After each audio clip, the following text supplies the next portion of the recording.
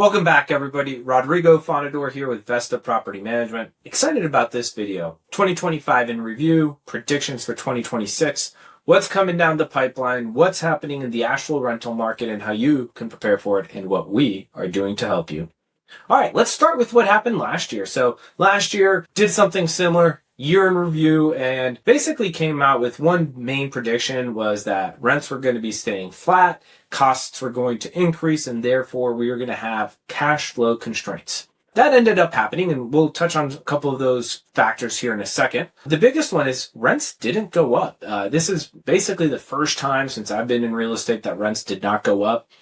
I've owned property here since about 2014, and there's basically been a guaranteed rent increase every year during that time, especially the last 4 to 5 years, because of COVID and everything. So having flat rents was definitely a big shock. A lot of people's numbers were not ready for that, and it was a little bit of a challenging year across the board for cash flow. So why did that happen? Fixed costs are taxes and insurance in this case that went up. Insurance, and please quote, correct me if I'm wrong, I think it's going up somewhere in the neighborhood of 60% over the next 2 years, and some of those increases have already started. And then if you're in Buncombe County, you probably already got your new tax reappraisal form. Property taxes are going up. Obviously, there's a lot of Helene-related issues where it's forcing property taxes to go up.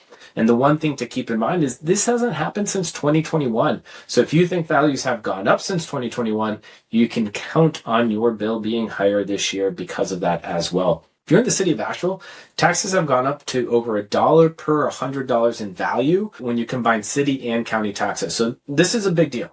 The other piece, as I mentioned, is the insurance. That's going to continue to go up. And kind of the hidden piece of fixed costs that should be talked about more, I think, when it comes to rental property is fixed costs don't add intrinsic value to tenants. And so tenants don't want to hear that their rent is going up just because taxes went up or just because insurance went up. Tenants are willing to typically pay more a month when they get amenities. What are they getting out of that increased rent?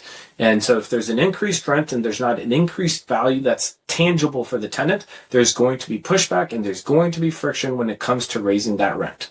Let's talk about what we can do in this market and how to win despite fixed costs, low to flat rents, etc. Almost forgot. So here's a chart from Zillow that shows you the rents. We are just over $1,800 in end of 2024, and we finished just under $1,800 for December 2025. We're going to really try to win in two different ways here at Vesta. We're going to focus on efficiency, and then we're also going to focus on customer service or customer experience. So our Vesta roadmap and the Vesta process basically falls into three different buckets.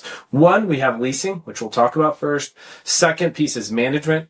That includes maintenance. And then the third piece is build. How do you build your portfolio? How do you build your cash flow? How do you build your equity? When it comes to leasing, there's a big contrast between what we were able to get done in 2025 versus what we get done in 2024. In 2024, we ended up only leasing 41 units. And in 2025, we ended up leasing 74 units. The biggest piece there that we saw an increase of and some improvement on was our lead to show ratio. We were at 8% in 2024. We finished the year at 24% for Q4 of 2025. That was a lot of jargon. Basically, we're getting 3 times as many people to look at houses than we were in 2024. This is what I mean where we're talking about focusing on efficiency. It's really focusing on how can we take the same amount of people, houses, etc. that we have and create a better experience, a better process so we can get better results. There are a couple of different things we did on the leasing side of things to improve our efficiency. One, we now have an AI automated phone line, chatbot, etc. that does 2 things. One, it helps us schedule appointments seamlessly for interested prospects. So if you're wanting to see a house, it's really easy for you to pick a time to look at the house. And then this also does a lot of our follow-ups. If you've expressed interest in one of our houses, we're going to keep following up with you with text messages until you either look at the house, fill out an application, or if you ask us to stop, obviously we will stop as well. The second piece of leasing is not just the efficiency, but it's the experience that a tenant gets. And so when we do our showings right now, we're bringing water, we're bringing a snack like a granola bar or some trail mix because we really want to stand out. So we want to make sure that if you're thinking about renting a property for us, the experience you have when it comes to leasing is memorable. It's one that says, man, I want to live at the place that these people work at. I want my management company to have this. I want there to be this level of care, to attention to detail, and for it to be an easy experience to work with them. So that's something that we're trying to communicate from the beginning. And that really ties into our second piece, which is management. First, let's focus on customer service. This is easy, right? It's good communication, accurate information, be friendly. So all of these things are easy to do. Sometimes it's a little challenging to get the execution right. We're continuously working on that. But really, we think that people will want to stay at properties where they feel heard and they feel respected and that we care. So any place I've ever lived as a tenant are the places that I've wanted to stay, and it's been hard for me to decide to move out, is when I've felt like I've had a good experience or a good relationship with management, whether it's a company or a individual.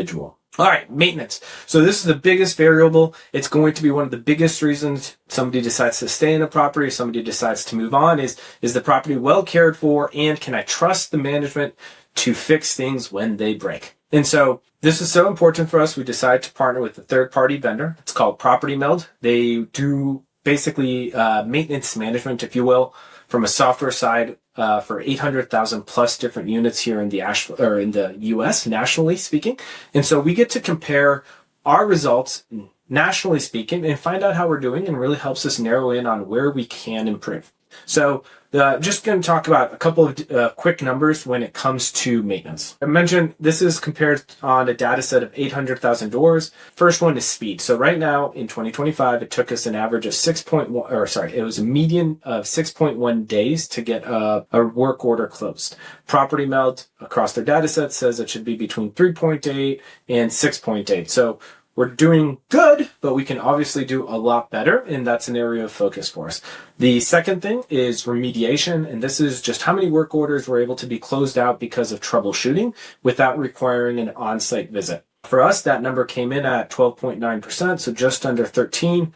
And the cool thing is Property Meld does have this AI integration, and so a lot of this troubleshooting, a lot of this remediation happens 24/7, and it's very instant. So if you come with a problem, the AI is able to help you troubleshoot things like, flipping the breakers on, trying this, trying that. And so 13% of our work orders were able to be handled with just some basic troubleshooting, which keeps costs down for everybody. So that's a big thing. Every time that a work order gets closed out, the tenant is able to rate us on what their experience was like, what the vendor was like, were they on time, were they clean, did they clean up after themselves, etc. And since we've been working with Property Meld almost a full year at this point, we have a 4.4 out of 5 rating. And I'm super proud about that. I think it's a great thing. It speaks to the level of care that our team has working with people who live in our houses, and we expect to see that continue. And hopefully that's a hard rating to improve on, but obviously we want to see that number grow and get to as close as 5 as possible. All right, talking about growing, building your portfolio. That's the last piece of the Vesta roadmap. So we've got leasing, management. Now we're going to talk about build. So building your portfolio, is that building equity, building cash flow, or building unit count? Whatever the case is for you personally, our goal is to help you with that. And it's not something we did enough of in 2025, but it is something that we're going to try to focus on a little bit more in 2026 and try to help create more opportunities for our owner clients to build their rental portfolio if that's what they want. So building first is you got to know your numbers. And before you make big decisions in real estate, you want to know what's going on. You want to know how your property is performing. You want to know how your portfolio is performing. So we have a third-party vendor. Again, it's called Blanket. We have this dashboard. It looks like kind of like a Charles Schwab or Merrill Lynch type of investment level dashboard. It comes with a 20-year pro forma. It uses all of the data from our property management service. So you've got accurate information in there, maintenance, vacancy rates, rents, management fees, everything kind of goes into this one portal.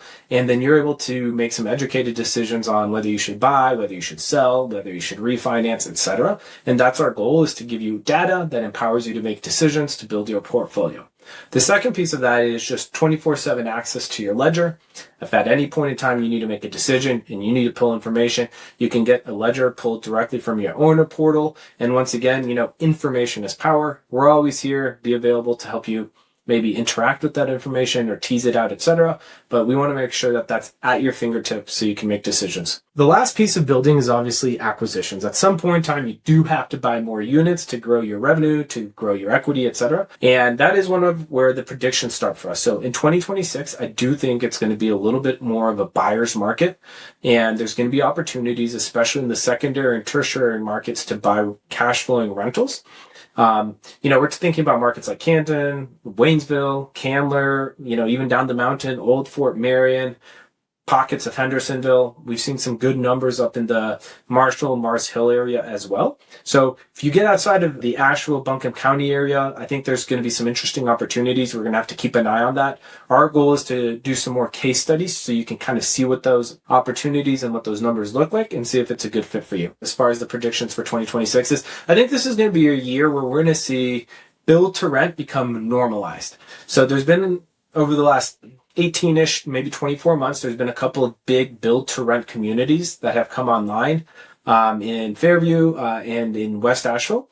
And I think build-to-rent is going to become a little bit more of a common strategy or an intentional strategy for mom and pop investors, for you, for me, for anybody who's listening or watching this video. I think you're going to start seeing more opportunities and more marketing around build to rent and encouraging people to consider that as a way to get into the rental market. So that means there's going to be two big ways in 2026 that's going to allow you the opportunity to build your portfolio and to build your rental numbers based on whether it's cash flow or door count. Tell me in the video below or in the comments below, what do you agree with? What do you disagree with? What did I get right? What did I get wrong? Would love to hear your thoughts. And as always, please like, subscribe, share with your friends. Rodrigo Fonador with Vesta Property Management. As a reminder, our goal here is to turn houses into homes and investments into returns. See you on the next one.